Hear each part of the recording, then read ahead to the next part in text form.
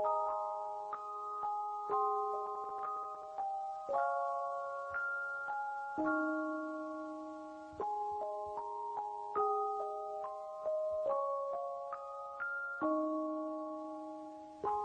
Mr. Jesus, I just had to write to you. Something really scared me when I saw it on the news. A story about a little girl beaten black and blue. Jesus, thought I'd take this right to you.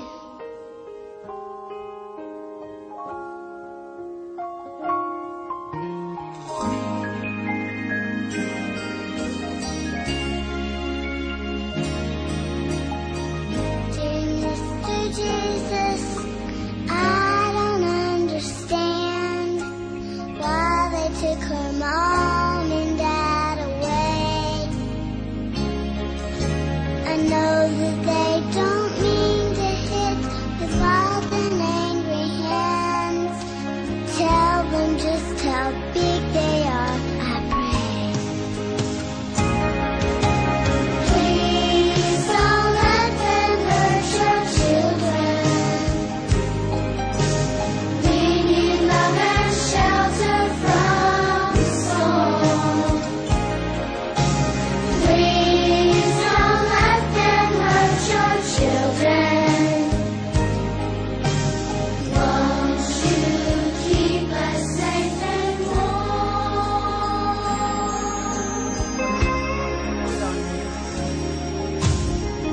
Dear Mr. Jesus, they say that she may die. Oh, well, how Good evening, my brothers and sisters. Western Jamaica District Wesleyan Women's Department welcomes you to the final in our series of webinars. We started on Saturday, July 17th, with our first session on domestic violence. On Wednesday, July 21st, we looked at parental responsibilities. And on Thursday, July 29th, the focus was on mental health. And this evening, I thank you for joining us as we explore the issue of child abuse. We've had a range of experts in their field. Attorney Dion Mailer Barrett, Mr. Gerald Miller, Health Education Officer for the Parish of Westmoreland, Dr. Alcon Barnett, Clinical Psychologist. And this evening we have with us Mr. Oral Hilton, along with Mrs. Candice Williams-James. They are both from the CPFSA, Child Protection and Family Services Agency in the Parish of Westmoreland. Our keynote presenter this evening, Mr. Oral Hilton, is acting team leader for the investigating unit at CPFSA. He is serving in this unit for the last 6 years. This husband and the father of 2 teenage daughters has a wide range of experience in the field. He is a trained guidance counselor who is presently reading for his Master of Science degree in counseling psychology at Northern Caribbean University.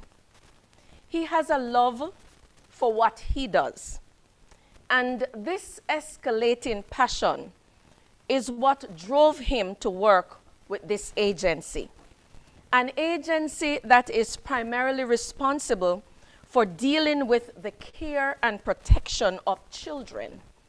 It is the primary child services agency in Jamaica. We want to welcome Mr. Hilton this evening as we welcome you, our valid participants in these webinars. Let us invite the presence of the Lord in our midst as we begin this session.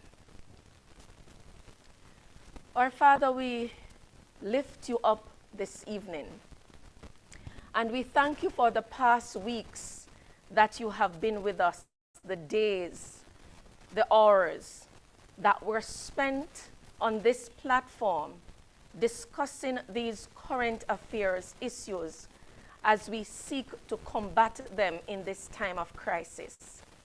Lord, we commit this session to you, and we ask, oh God, that you would bring resolve as we look into the issue of child abuse. Lord, your word acknowledges your strong emotion towards children.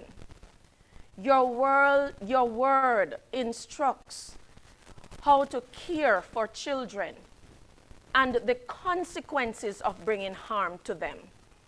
And so, Father, we pray that this moment will be an opportunity to prevent, to offer care, to bring support and consolation to those who are in need of such. Come this evening, O God, and glorify yourself another time as we praise you and we thank you in Jesus' name. Amen. Child abuse. Let's hear from Mr. Hilton this evening what he has to say on this issue. The reports are approximately 90,000 of child abuse right here in our island, Jamaica, between 2013 and 2019. What has the pandemic done for us? Has it heightened the incidences, or is there really a decrease? We invite Mr. Hilton at this time, our valid presenter, to share on this topic. Mr. Hilton, thank you. I welcome you, sir. Thank you, Mrs. Carr. Thank you for that lovely introduction. How are you, my Wesleyan family? How are you feeling? Are you all okay? All right. So it is really a pleasure to be here this evening to speak on this very, very, very important topic. As Mrs. Carr alluded to earlier, we are in the midst of a pandemic, and so we will appreciate the importance of caring for our children. And as she mentioned, I work at the Child Protection and Family Services Agency, so I think I'm very, very fitting to be speaking to you on child abuse this evening, right, my audience? All right, so I'm going to take you through a little journey. Before I start my presentation, I just want to put things into perspective. So everything that we do at the Child Protection and Family Services Agency, we are guided by the Child Care and Protection Act of 2004. And the objective of the act, essentially, it is promoting the best interest, safety, and well-being of our children across Jamaica. Having said that, within the same act, there are some basic principles. For example, the act recognizes that the family is the preferred environment for a child upbringing, and the responsibility and protection of our children rests primarily with our parents. However, it also stipulates that where parents are incapable of caring for these children, then alternative placement must be sought. Right, and the act further outlines the circumstances under which a child may be removed and so on. And there are some very basic principles which I think is very important, and that's why I'm speaking on them. For example, a child under 12 cannot be guilty of an offense. A child is someone under the age of 18. A child can give consent at age 16. And I know the consent thing is always a very controversial thing because there are some persons who are saying that it's too young. And I understand, but I still have to tell you what the law says. But I understand that in each home, there are different rules. And not because the act says 16, it does not say it is mandatory, it is a guide, so to speak, which I think is very important. And that's why I'm speaking. All right, so In addition, I want to say under the Universal Declaration of Human Rights, which was derived from the Child Care and Protection Act, it said that there are three provisions, the three P's. A child, the provision rights enable children to grow in and development in an, adequate housing, adequate food, adequate care, free from exploitation. We have protection. The children must be protected from all form of abuse. And we have participation, the right of a child to take part in decision making and so on. There is also prevention. So we protect our children from all forms and types of abuse. Now, my presentation here today is essentially to speak on child abuse, particularly with the advent of COVID-19. And I want to say to you that from the same act of 2004, there are primarily 4 types of abuse. So we have sexual abuse, we have physical abuse, we have emotional abuse, and we have neglect. And speaking about abuse, I must say, as Mrs. Carr alluded to earlier, that we have had a number of reports in Jamaica, and Westmoreland is no exception. In Westmoreland, we have a lot of cases of child abuse, and I want to use this medium to really say to our parents and to our family that we must try our best and to see what we can do to protect our children. Now, when it comes on to sexual abuse, you would have recalled that I mentioned earlier that a child cannot give consent under age 16. So therefore, anyone who gets involved with a child under 16, they commit an offense, there's an offense, a crime. And I must say that there are a lot of cases, particularly in parishes like Westmoreland. We have cases where children as young as 2-year-old are being abused, 3-year-old and so on. And, very, very frightening, very, very callous. And so sexual abuse is having sexual intercourse with a child under 16. There are different forms. I may say that there are sexual touching, sexual grooming, and so on. And I know that we may be aware of how we handle sexual abuse, sex matters.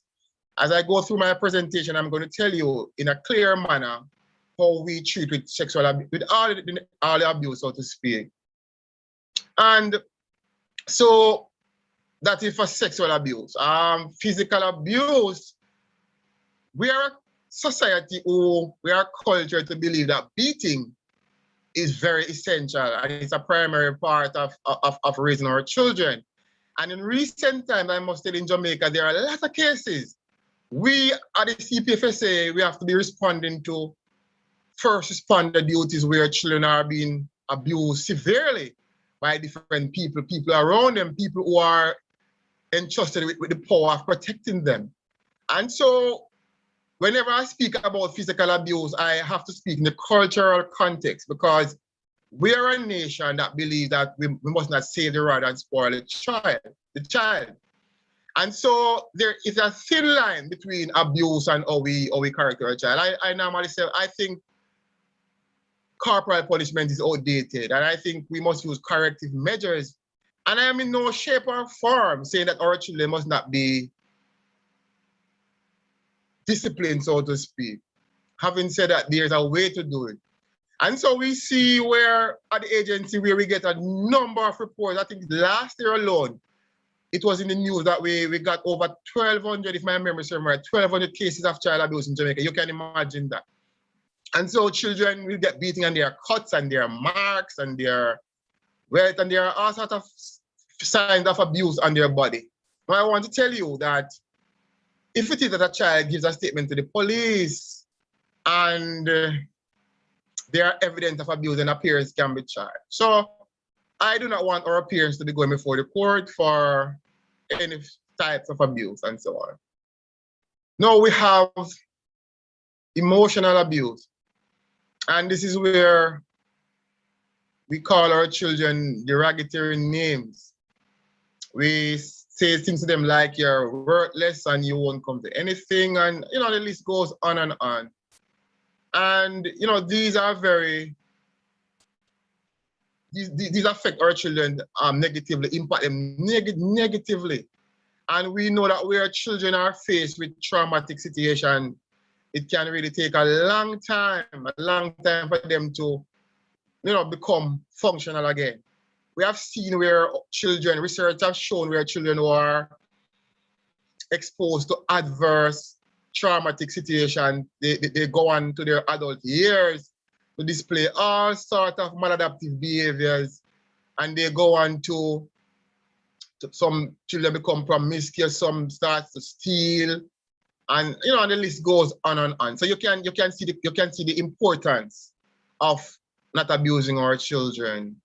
And so we have the fourth one, which is neglect.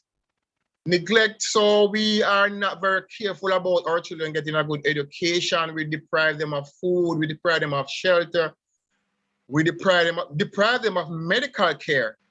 And we also see where parents, they go out from time to time and they leave their children at home unsupervised. They leave other children to supervise their children, sometimes resulting in fires. Children, you know, I mean, they lost their lives. I can recall clearly in St. James, I think 2 children, I think they lost their lives because they were left at home alone, unsupervised, and they perished. No, we do not want that. And especially since we are in the midst of a pandemic, we know that our parents, we have to work and we have to go out to work. I understand that. But we must strike a balance, because at the same time, we are trying to earn a bread for them, but at the same time, we are exposing them to dangers. And, you know, it is almost like making a cow and turn over the bucket, because you go to work the money, but you're exposing them to dangers. Having said that, I said that because I want to say I understand my parents. I know that you have to go to work, but we must, as best as possible, try to identify even a neighbor or someone who we can say, just look after my children until I get back home, or you know, sometimes may pay them a little money. It is very, very important. Not only that, we have seen cases where children are left unsupervised, and as a result, they are sexually abused by persons around. Somebody may be in some corner there watching you on a daily basis, knowing that you're leaving your children alone. And so they exploit the situation by, you know, when you're not there, they just going and they abuse your children and so on. We do not want that. And as I mentioned, and I reiterate that, I know that we are in the midst of a pandemic and we have to be extra vigilant. I must say that a lot of our cases, we get them from the schools. And, or, you know, our children, most of them, they have not gone to school for almost 2 years now, I think. And so we believe that there are a number of children who are in the homes who are being abused, and the numbers are not being reported. And that is of great concern. So I want to say to my parents to be vigilant, to ensure that when you're leaving your children, you leave them with somebody who you trust, somebody who is capable. And I know it is hard, because sometimes the person who you trust is the person who end up abusing your children. It is sad. But I want to say to you, so those are the 4 types of abuse that we deal with primarily. And so primarily deriving from some of these cases, a number of things can happen. I just want to take it to on a daily basis how we treat these abuse. So let's use a case of sexual abuse, for example. So if a matter of sexual abuse was reported to the agency, then we have an investigation team of which I'm a part. And so those allegations would be investigated. Where it is found out that the allegations are true, then there are a number of things that can happen. And you know, every case is unique in its own way. So the police, we do not work alone. We work as a multi-agency team. The police play a part. We have the Victim Services Agency. We have the Ministry of Labor and Social Security, and so on. So as I mentioned, let's say we are handling a sexual matter and the matter is, the case is true, then the police must become involved. So the matter is reported to the Center for Sexual Offences and Child Abuse, which is CISOCA. They would interview that child, and the same applies for a physical abuse. They would interview that child, they would collect their statements. If the child requires medical attention, the child would be brought to a medical care, and the agency would carry out some social inquiry to find out whether or not this child can remain in the environment. And it is important to say that where the perpetrator is within the home or within the same environment, there must be some removal. And the act clearly stipulates that if one child is deemed to be in need of care and protection, then every child in that home will be deemed in need of care and protection. And so the agency would have a duty of care to remove that child to a safer environment. And removing a child to a safer environment does not necessarily mean state care. It means that, importantly, the agency may investigate to find out who are some suitable family members. So it may be an aunt, it may be an uncle, it may be a grandmother, a grandfather, it may be a cousin, or it may be even a good citizen who will care for this child. And so the matter will be taken before the court, and the judge will arrive at a decision as to whether that child, maybe remain in that environment or, what may go on and so on. And the same thing applies for physical abuse and neglect. So the matter can go before the court.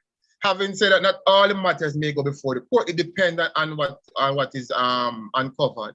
So also, when a child is brought before the court, the child may be placed on a supervision order. It may be a fit person order where the child becomes a ward of the state. The child can still be placed with a relative, or the child can be placed in state care. And so the list goes on and on and on. And that is what some of the steps that are taken, right?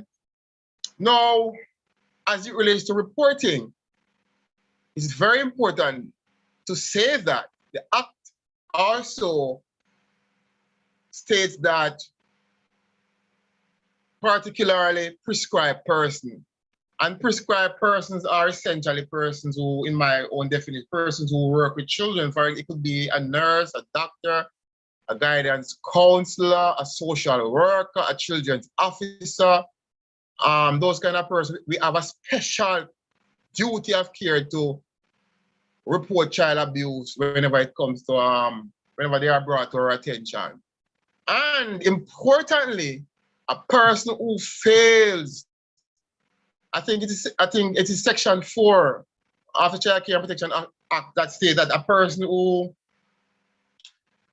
Section 6, a person commit an offense or liable for conviction and be brought before a resident magistrate court, and you may be fined up to $600,000, $500,000, sorry, or 6 months imprisonment if you fail to report a suspected case of abuse. And I'm hastening to say that there must be, so there may not be any proof, so to speak. As long as you suspect that a child may be abused, you have a duty. As long as when in making that report, you're not doing it in a malicious way, then you cannot be held culpable or be brought to any form of sanction for reporting it, even if it turns out to be false. You would have suspected, and out of a need of care, you would have reported it, right? And that is very important, as long as the report was made in good faith, right? And that report must be made as soon as possible. And as I mentioned before, right? In recent times, you would have been following on the media where now we are in recent, I think it was yesterday in the paper, the country is playing a lot of emphasis on child trafficking.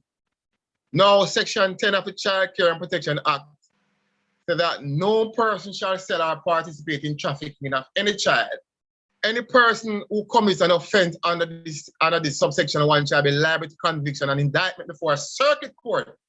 And you know the circuit court is one of the highest court in the land.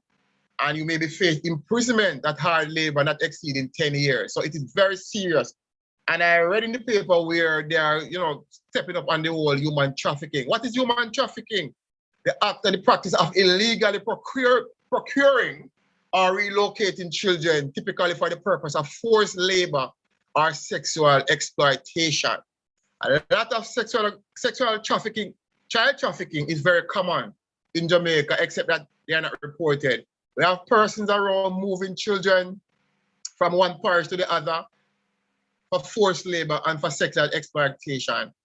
I think it was about 2 days ago, DCP Fitz Bailey, he was on the radio in the national media speaking about it, how they saved some children and how the victims were very, very much appreciative of their effort. And so it is a big problem, and it is something that the country cannot do it alone. We need your support, we need your help. And I want to implore upon you, my audience, to be alert, be vigilant as it relates to child abuse, child trafficking, and so on. If it is that you suspect that a child is being abused, there are a CPFSA office in every parish in Jamaica. Speaking to Westmoreland in particular, there's Mrs. Candice Jane, I think she's online. She's the team parish manager for Westmoreland. And so you must try to report these matters, try to be vigilant. The good part about it, you may not divulge your identity. The act protects you. You may make a report anonymously. So you may call a number and you may say to the person on the other end, I do not wish to divulge my identity, but I have a report. As long as the report is sufficient to enable the agency to identify that child, we will identify that child. We will do everything in our power to save that child. And we are not interested in your identity. Having said that, if you want to divulge your identity, then you may do so. And when you disclose your identity, you may be given a tracking number. So from time to time, you can call the agency to say that I made a report some time ago. My tracking number is such and such and such. I want to get a follow-up on the case. And by law, the agency is mandated to give you a follow-up on that case. So if it is that you want, I'm just putting this order to inform you of your rights and so on. But let nothing stop you from making a report, because we must save our children. And I think personally there's a correlation between how we treat or we condition our children and the type of adult they become in society. And I know I would have outlined earlier about us protecting our children, but children have responsibilities. So a child must listen to persons in authority. A child must follow up and obey rules. And so there's a balance. And in recent times, the name of the agency was, when we merged, was changed from a Child Development Agency to the Child Protection and Family Services Agency. So we know the family component. So we also pay a lot of emphasis on the family, because we are cognizant of the fact that without a sound family, we cannot have a sound child. So whilst we pay great emphasis on the child based on the act, we are very appreciative of the fact that the family and the access that the parents is the primary persons who are to provide care and protection. And so we want to ensure that we have a sound family to provide care and protection. In summing up, because we have a question and answer section in which Mrs. Candice Jane will assist as well, I hope I would have shed a lot of light as it relates to child abuse. In Jamaica, we have the numbers are high. The numbers are too high, if you ask me. And in a year, most time we prior to COVID, I can recall we received up to 1,500 cases per year. Since COVID, the number we have been getting like 1,200 and so on. The number is a bit smaller. But as I mentioned, there may be some underreporting. And so in final, we want to say that child abuse is a big problem. It's very serious. And we at the agency, we take it serious, but we need your help as a country, as a nation. We cannot do it without you.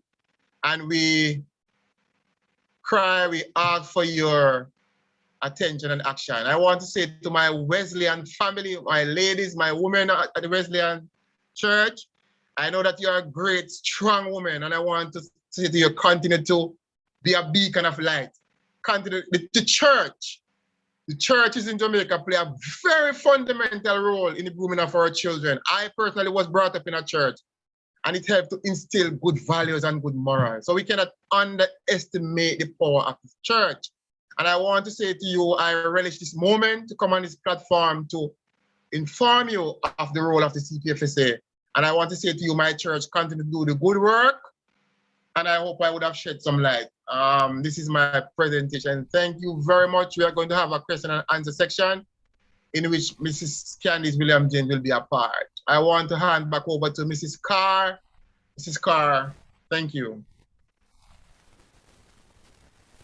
Thank you so much, Mr. Hilton. And you have indeed given us a lot to think about and to work with. It's a lot of information that is before us this evening. I want to ask our parish office manager if she would want to add to anything that you would have shared with us this evening. Please welcome and acknowledge Mrs. Williams James from CPFSA, who is also with us on this topic this evening. Mrs. James? Good night, everybody. I am happy to be here. My colleague did a very excellent presentation, so we will just take questions now, but I will just tell you just that we are here and we are here to serve. We are very diligent. We work very hard in Westmoreland. We want to take back our parish. We don't want our numbers to be high. Presently, we have about 400 children that we have direct contact with in Westmoreland, children that are before the court, that are in need of care and protection, children that are in foster care, one of the programs that the agency offers, children that are on supervision orders, families that are just in need that we help, children that were in state care who are wards of the state and who we would have worked with the families and they would have been returned to their care. So we still monitor and supervise them. But I just want to encourage everybody, as Mr. Hilton said, our numbers in the parish are high, right? We especially get a lot of cases from the hospital because the negligence is high, right?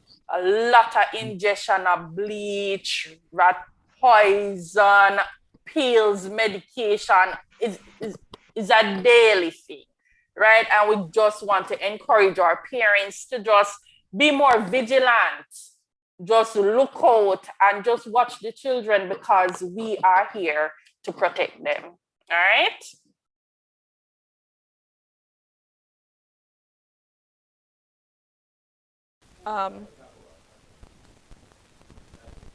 Thank you, Mrs. James. I'm so happy that you mentioned that because I really wanted to ask you of the 4 different types of child abuse, which is the most prevalent? And I'm hearing you saying that neglect is most prevalent in our parish. Is that so? Yes, I think negligence is high along with sexual abuse, right, Mr. Hilton? Yes, negligence would be at the top, and we have sexual abuse and physical. Yes, negligence would be at the top, really. Yes. We have, I would say negligence, then I would say sexual abuse, physical abuse and sexual abuse, they are very close. And you know that behavioral, well, not behavioral, I'm sorry. Right, so sexual abuse, negligence would top the list, I would say. Okay, okay. That is definitely speaking to the issue of parenting and parental responsibilities. Yes. And, I'm sure you'd want to throw out again to yes, because you know, if I may say so, Mrs. James alluded to that earlier. The hospital has been a a challenge in terms of the amount of cases coming from the hospital. And I know that a lot of persons, parents, sometimes we take it for granted that, boy, it's a little accident. Even under the act speaks about accident. If a parent, if there's an accident and the investigation proved that the parents were very negligent, even though it was an accident, you can be brought before the court, you can be held culpable for exposing your child to danger. So, yes, we want to say when you're at home, put away your chemicals in a safe place, lock them with keys or put them out of the reach of the children. And because we do not want to continue to lose our children. And you know, we put medications and chemicals in bottles that are labeled for food substance. For example, in a drink bottle. The child may see that bottle mark orange juice, for example.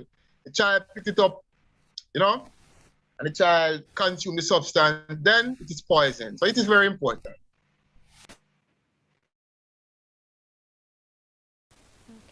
Okay, thank you so much, Mr. Hilton. I'm not sure if from your end you can see, okay, yes, there are some questions here from our viewers on YouTube.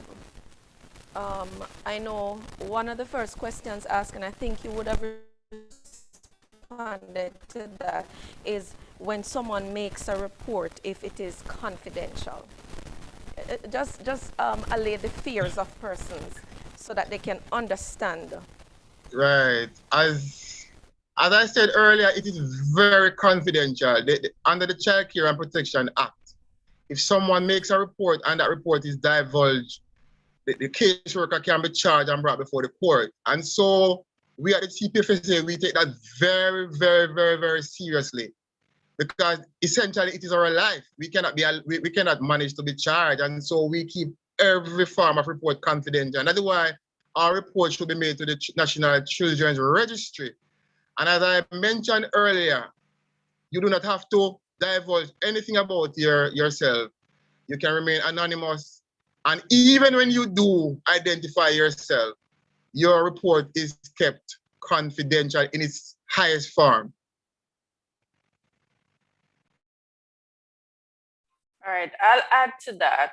So the National Children's Registry, there are registration officers who are employed to the registry, and they are in the office, situated in the office. And remember, you know, I am in the office, I work there.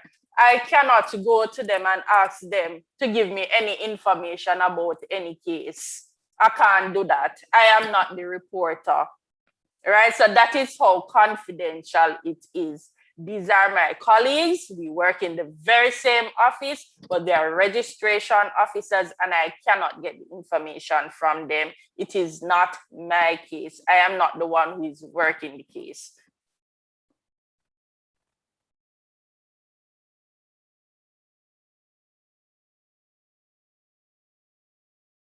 Okay. Okay. Thank you so much, Mrs. James. There's a question here from one of our participants, and they're saying, in the case of a threat on their lives, how would they deal with the issue of reporting? Mrs. Carr, I'm not sure I understand the question. If you're threatened, they said that there are some persons who are afraid of reporting because of threats on their lives. Right. And how would you recommend them dealing with a situation okay, all right. like that?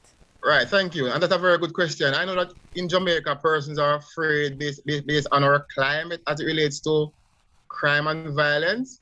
But as I mentioned earlier, that is why there are several numbers, and I'm going to probably give out some of them before we end this thing. There are several numbers that we can secretly call. So we can go in a corner in your car, nobody needs to be there, and you can call that number and you can make the report. So nobody needs to know that I made that report.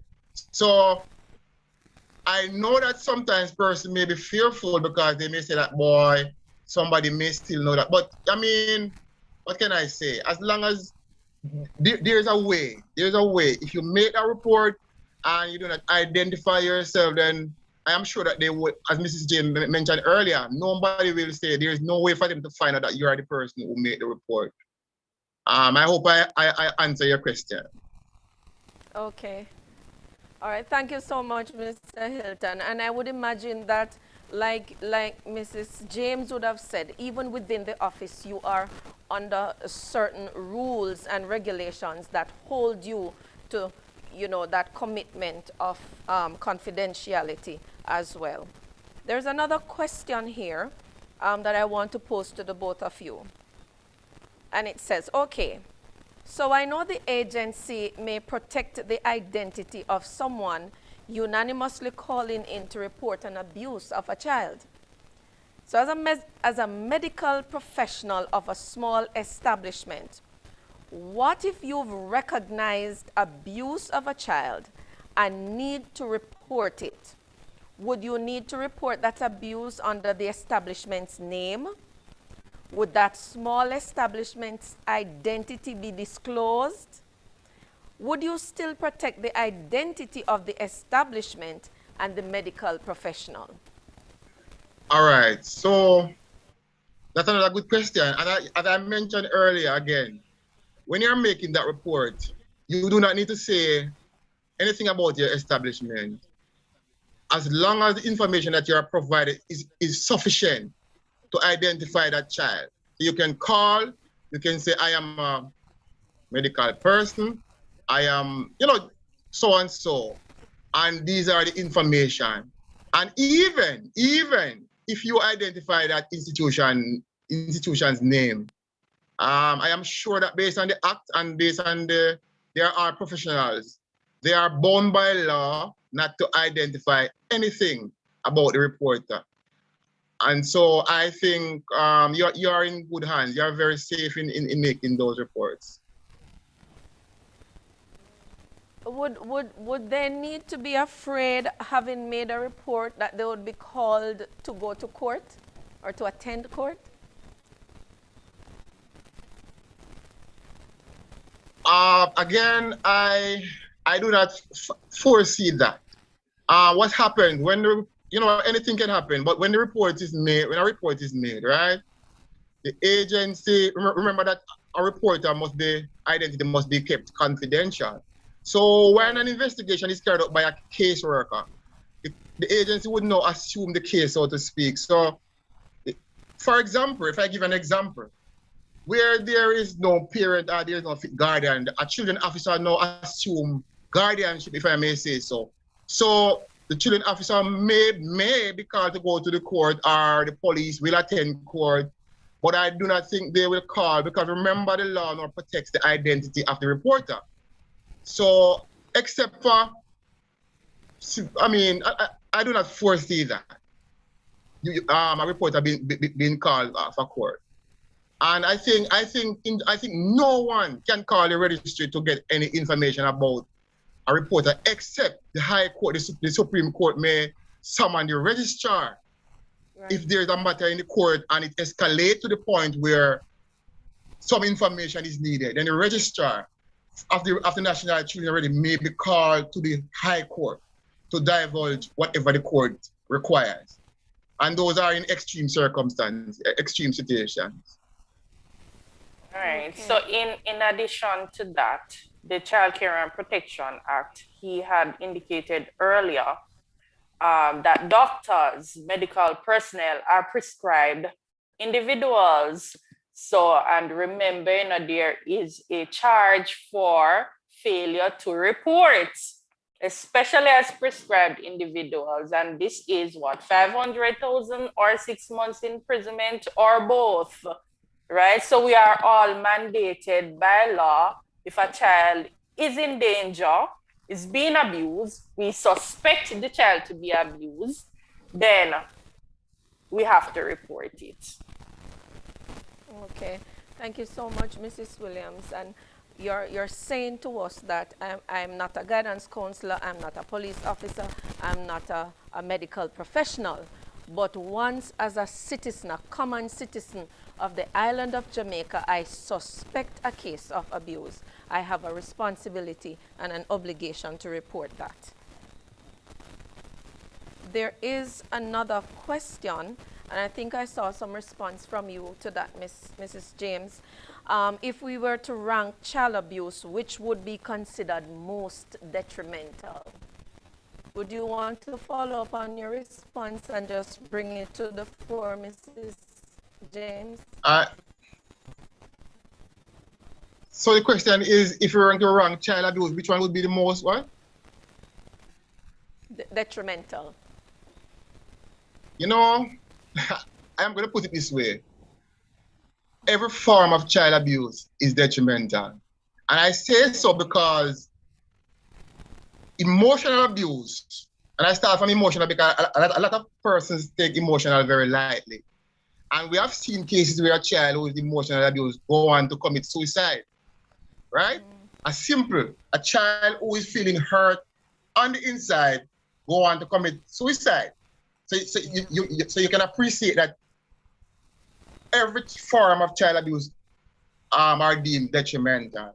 So we have again sexual abuse. A child who is sexually molested from an early age will come on to, they never forget it for life. Some of them become, promiscuous. Some of them, they go on to commit suicide. Physical abuse is the same thing. So I would narrow it down to which form is more detrimental.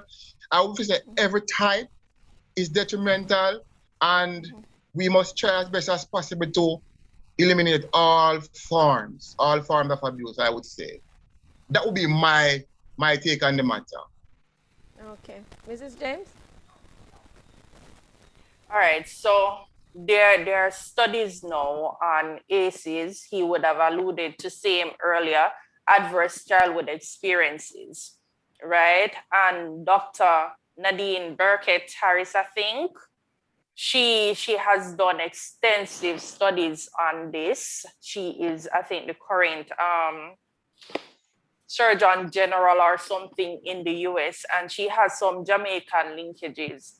And what these studies are showing is that the trauma is linked to lifestyle diseases, heart attacks, and all sorts of things that say not just affects you, it is a long-term thing, right? So all sorts of abuse, no matter if it is emotional, no matter if it is physical, yes, the scars may heal on the outside, but if it is that the trauma is not addressed, then we know that the consequences will be dire.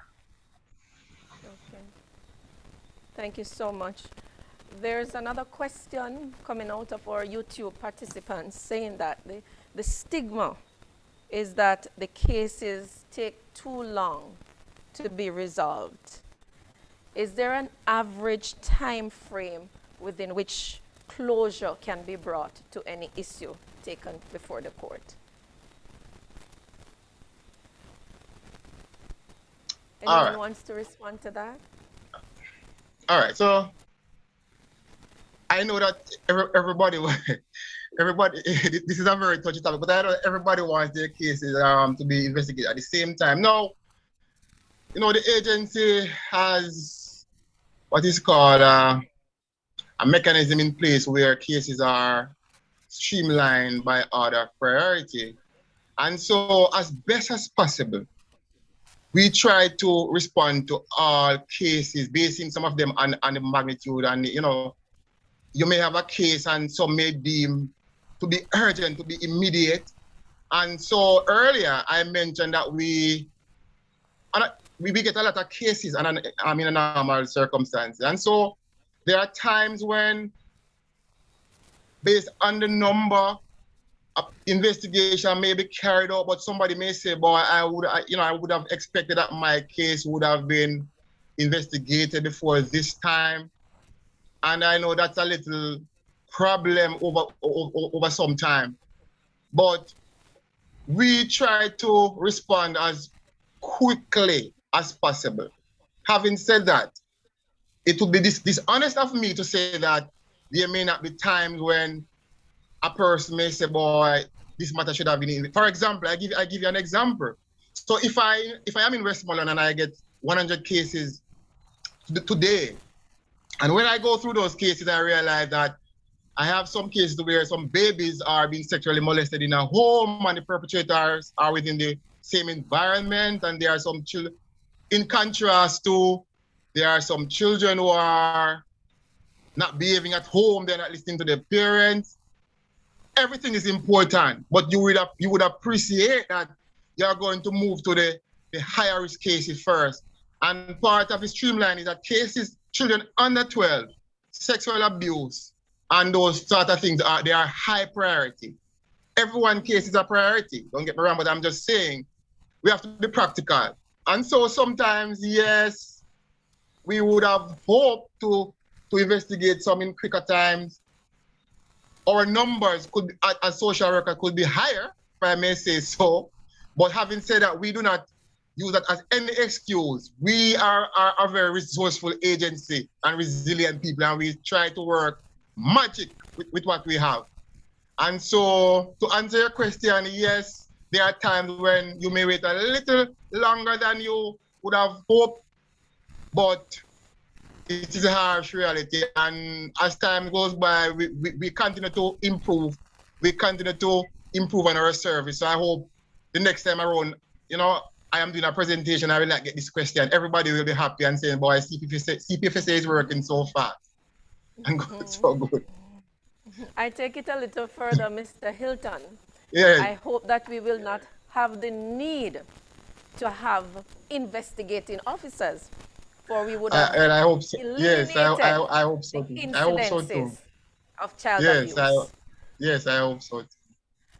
I know we are inclined to look at those severe cases, you know, the neglect, the sexual abuse, the physical abuse. But this pandemic has brought us into some severe financial crisis. And primarily, even those who we may consider to be quite able to take care are feeling the pinch of the economic crisis. A child being sent on the street to maybe sell some bag juice, to sell some chocolate in order to make a bread or even to buy a bread to take back home. What would you say to this issue? And which of these abuse would it be pointing to at such a time? Mr. you want me to go? All right, so remember I said earlier that about the parental neglect, we have what is called child labor. And the Act speaks to it as well, because the Act mentioned that no child, if my memory serves correctly, under 15 should be employed. A child at 15 may be employed by the Ministry of Labor under certain circumstances, the minister under certain circumstances, bearing in mind that this must not interfere with the child's schooling and so on. So a child who is on the street, and this is a problem as well, who's selling bags during school time under certain age, it can be deemed as child labor, and it can be deemed as also parental neglect. And so it is an offense. And I personally can recall sometime in the past we investigate children. I can recall vividly a child was seen on the road selling at an establishment, and we picked up the child and he was brought home and the matter was dealt with and so on. So that is a problem that is against the law as well. It can be parental neglect, it can be child labor, and more so a child under a certain age, more so during school time, you're interfering with the child's education. I remember that education is one of the primary rights of a child. And so those are some very, very, very serious concerns. And I think if you are on the street and you see a child selling, I think you have a duty as well to probably report it. The police, and I must say this, the police play a very, very important role in these things, because the police has the same amount of power that children officer. The police can put a child before the court for care and protection, and the police can initiate some amount of actions as well. So you can even report it to the police as well. Okay. Mr. Hilton, as you mentioned, putting a child before the court. Can a parent put a child before the court? And given the immediate situations that we've been facing in our own parish, if we have children who are exhibiting behavioral problems, uncontrollable behavior, they're getting involved in questionable activities, what would you suggest to the parent? And of course, even in Christian homes, we have children who can be exhibiting behavioral issues. What recommendation can you make to such parents? All right, so before, yes, there is this thing in the act where a child can be deemed uncontrollable. I know that in recent time, the government is amending the law as it relates to that aspect of things. And in the past, a child may be brought before the court for being uncontrollable. They can be given a correctional order where they are placed in a kind of juvenile, a kind of penal institution. Like the law is being amended and they are moving away from that. But I am hastening to say that where a child is displaying behavioral problems, the first order of the day usually is to provide some level of some level of counseling intervention. Because sometimes we see parents come and say that they cannot manage children when essentially all the child needs to is a little counseling. Sometimes some of the parents, we are not very we're not very knowledgeable as it relates to, for example, a teenage child. They at sometimes will become defiant. They at sometimes will display some behavioral challenge. How do we handle it? Do we bring them before the court straight off the bat? No. Sometimes they need a bit of counseling, and so the agency provides that counseling intervention. The agency try as best as possible, because sometimes the court, and Mrs. Jane probably can add something. Sometimes the court will ask that we provide some amount of counseling before the matter escalate to the court. And so probably Mrs. Jane probably could shed some light on this, since she probably is also somebody who's very knowledgeable about the court. All right, so the Westmoreland Family Court sits every Monday, Wednesday, Thursday, and Friday, right? Children's officers assigned to the Child Protection and Family Services Agency have to be present in the court, because the court is not properly constituted if we're not there. So you need the judge, you need the children's officers, you need the probation officers, and you need the police officers. That's it. So when a parent, according to the law, is not yet amended, but as he said, they're working towards amending that section of the act that gives the parent the right to place his or her child before the court as being uncontrollable. So the first question that judge will ask is, if I'm the officer in court, then do you know this child?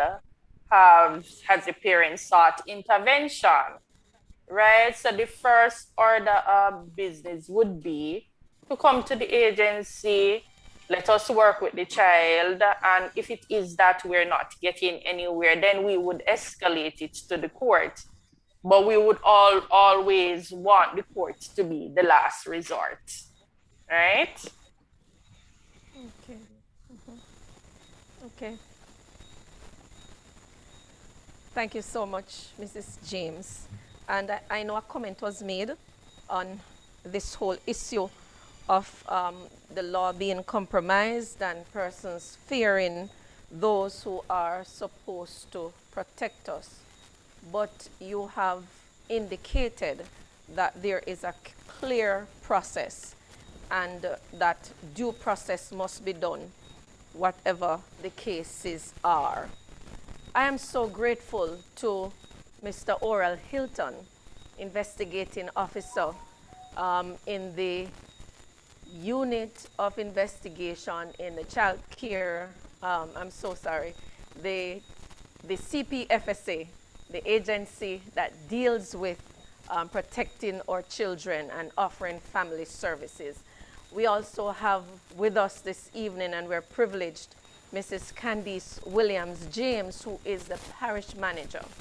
And we have been given quite a bit of information tonight, indicating to us that, again, help is available. We have real issues that we're dealing with, and there are agencies available to assist us where these issues are concerned. They also made mention of CISOCA, the Center of Investigation for Sexual Offenses and Child Abuse. They mentioned the fact that the police officer and the medical services and the different professionals in these fields, the Ministry of Labor, are all there to assist us in dealing with the issues that we face. My brothers and sisters, I am so grateful this evening that you have joined us. And I ask you to join me in saying thanks to our officers for having shared with us in this session. Before I move the vote of thanks, I want to ask you to view for a few minutes into the diary of a victim, and perhaps I should say a victor, or victims and victors who have had to deal with the issues of child abuse.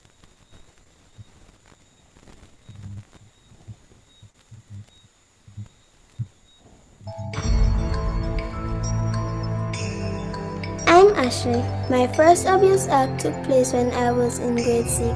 That is when I was raped. One evening, my uncle took me for a ride.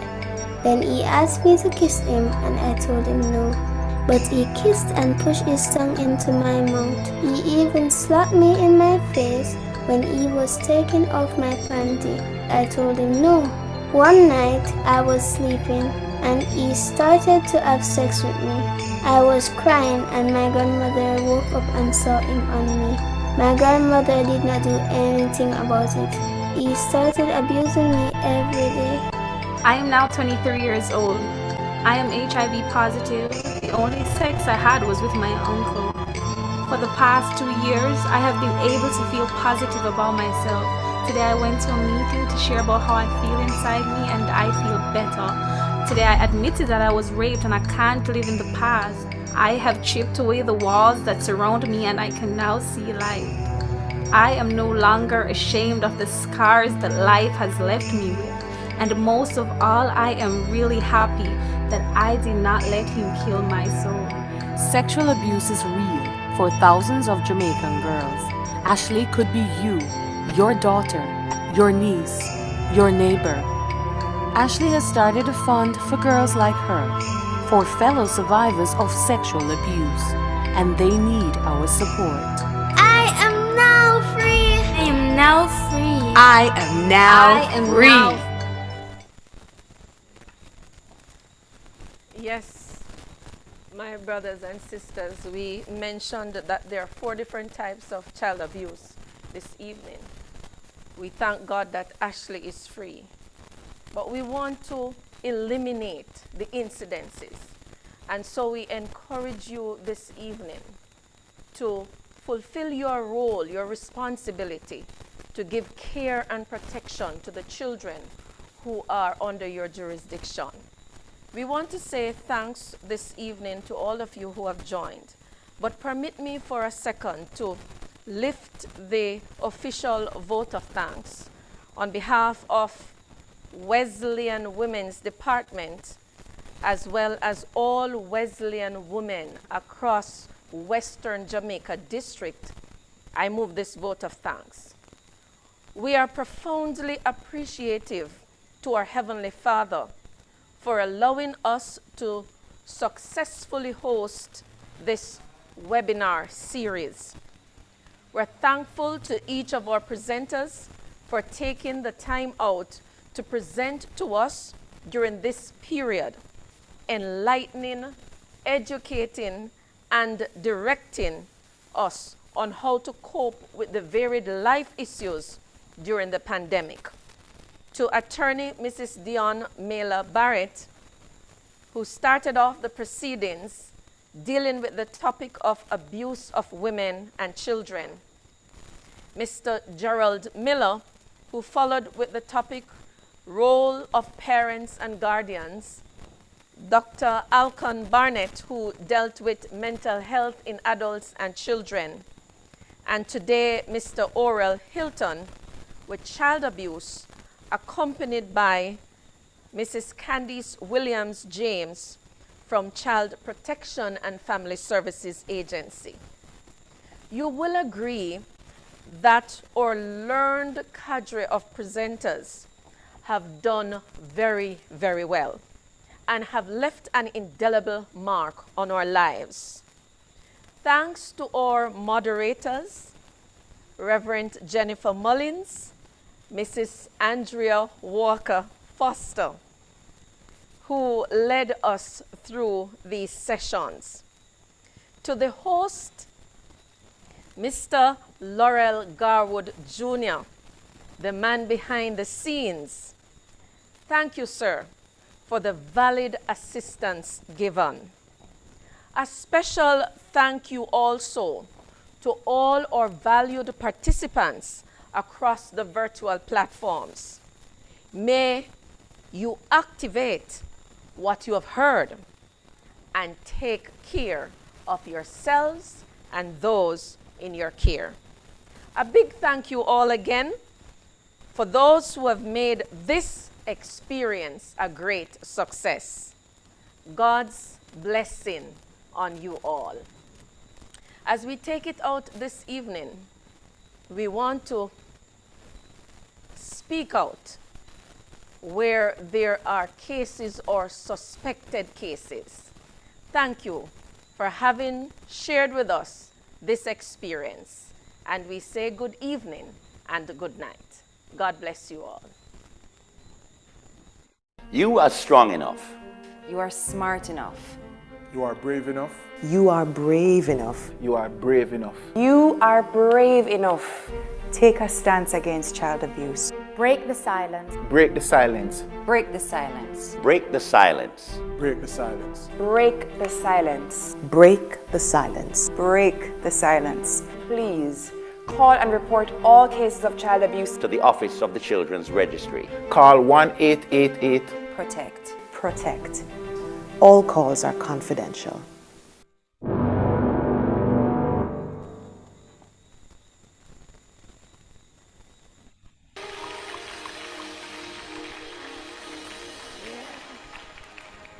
Thank you, Jesus. God, you're so good. Has he been good to you?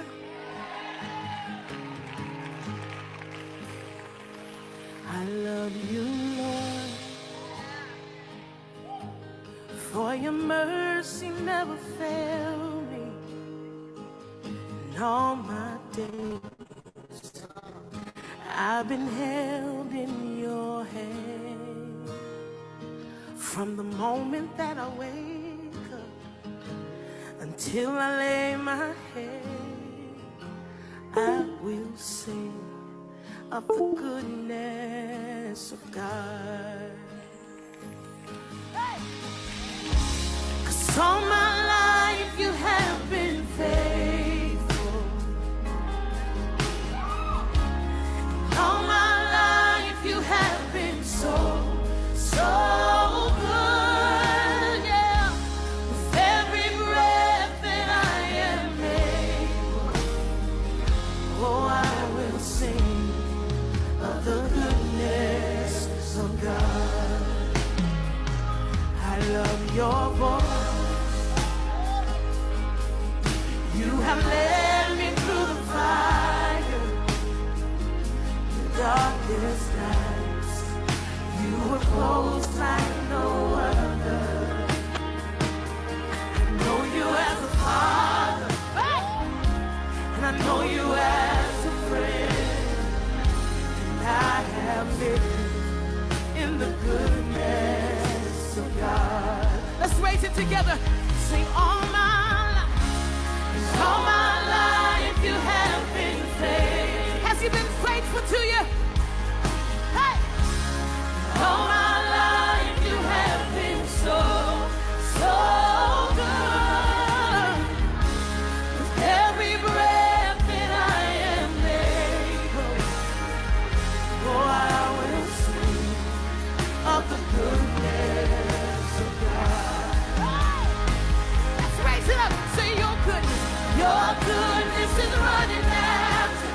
running after me.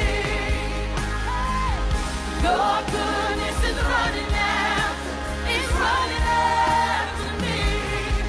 With my life laid down, I surrender now. I give you everything.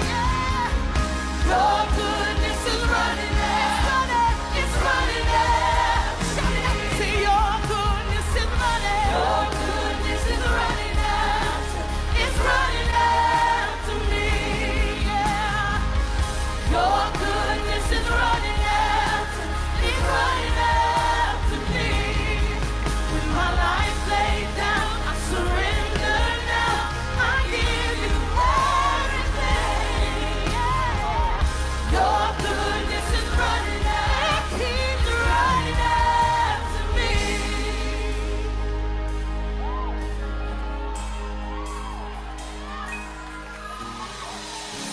'Cause all my life you have been faithful, and all my life you have been so, so good.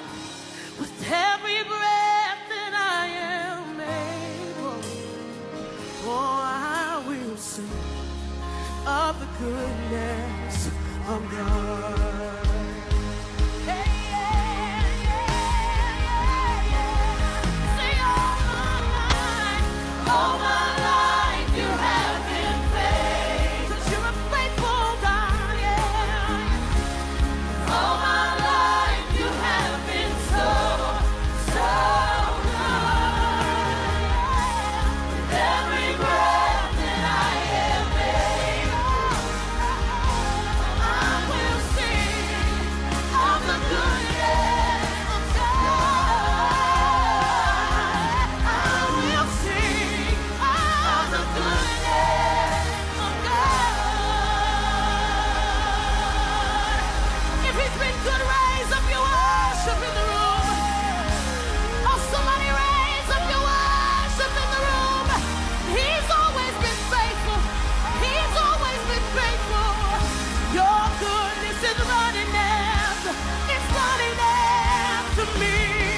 Somebody shout it. Your goodness is running after, it's running after. Keep it right there. Your goodness is running. Your goodness is running after, it's running after me. Your goodness is running. Your goodness is running after, it's running after me. One more time. Say your goodness is running. Your goodness is running after, it's running after me. Your goodness is running. Your goodness is running after, it keeps running after. My life laid down, with my life laid down, I surrender now. I give you everything.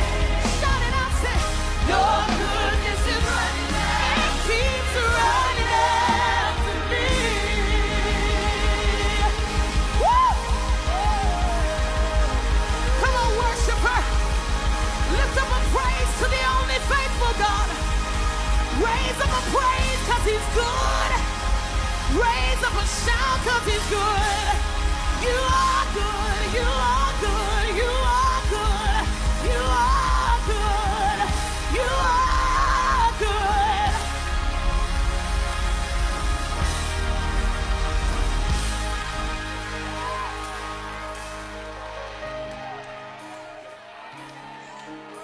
It's running after me.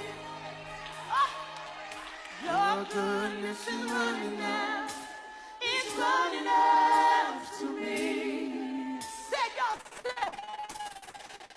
Your goodness is running after, it's running after me. Your goodness is running. Your goodness is running after, it's running after me. You got a better one. Say your goodness is running.